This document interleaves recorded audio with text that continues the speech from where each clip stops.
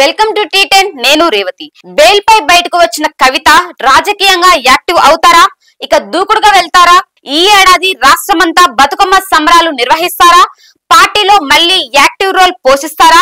లేక భారత జాగృతి పేరిటనే ప్రత్యేక కార్యక్రమాలు చేస్తారా? ఇంతకు ఎమ్మెల్సీ కవిత ఫ్యూచర్ ప్లాన్ ఏంటి? కవిత యాక్షన్ ప్లాన్ ఏ విధంగా ఉండబోతోంది? ఢిల్లీ లిక్కర్ కేసులో అరెస్ట్ అయి 5 నెలలు పైగా జైలు జీవితం గడిపిన ఎమ్మెల్సీ కవిత సుప్రీంకోర్టు బెయిల్ మంజూరు చేయడంతో బయటకు వచ్చారు. ఢిల్లీ లిక్కర్ కేసులో గత మార్చి 15న ఈడీ అధికారులు కవితను అరెస్టు చేసి తీహార్ జైలుకు తరలించగా బెయిల్ పై విడుదలైన ఆమె హైదరాబాద్ కు వచ్చారు.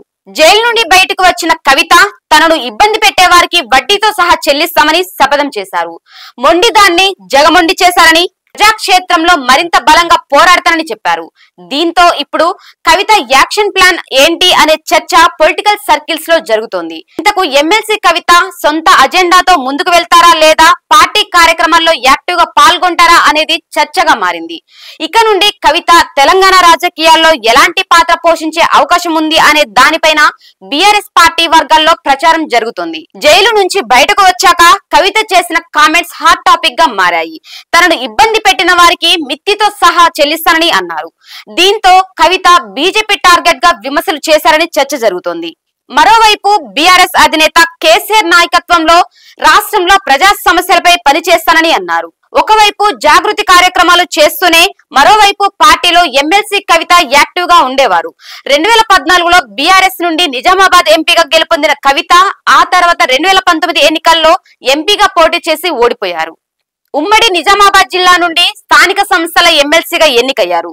2023 అసెంబ్లీ ఎన్నికల్లో ఉమ్మడి నిజామాబాద్, ఉమ్మడి కరీంనగర్ జిల్లాలో బీఆర్ఎస్ అభ్యర్థుల తరపున ప్రచారం చేశారు. జైలుకు వెళ్లే ముందు భారత జాగృతి సంస్థ కమిటీలన్నింటినీ రద్దు చేసినట్లు ఎమ్మెల్సీ కవిత ప్రకటించారు. సొంత సంస్థ భారత జాగృతితో పాటు పార్టీ కార్యక్రమాల్లోనూ ఎమ్మెల్సీ కవిత పనిచేస్తారని గులాబీ పార్టీ శ్రేణుల్లో చర్చ నడుస్తోంది.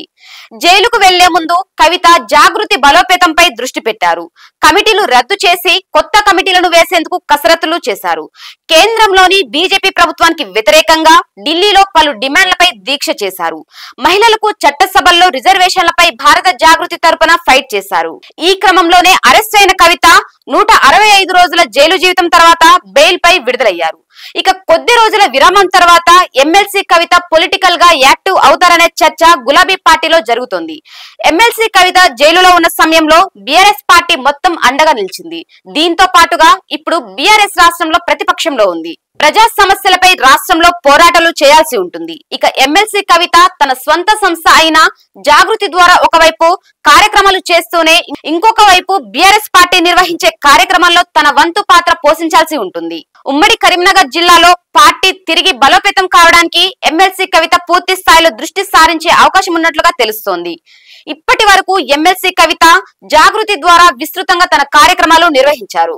పార్టీ పరంగా ఎంపీగా ఎమ్మెల్సీగా ఉన్నప్పటికీ జాగృతి ద్వారానే ప్రజల్లోకి వెళ్లారు. ఢిల్లీ లిక్కర్ కేసులో 165 రోజుల జైలు జీవితం తర్వాత ఎమ్మెల్సీ కవిత జాగృతి సంస్థ యాక్టివిటీకు పరిమితం అవుతారా లేదా పార్టీ పరంగా మరింత యాక్టివ్ అవుతారా లేదా అనేది చూడాలి. ఇది వాటి న్యూస్. చూస్తూనే ఉండండి టీ10.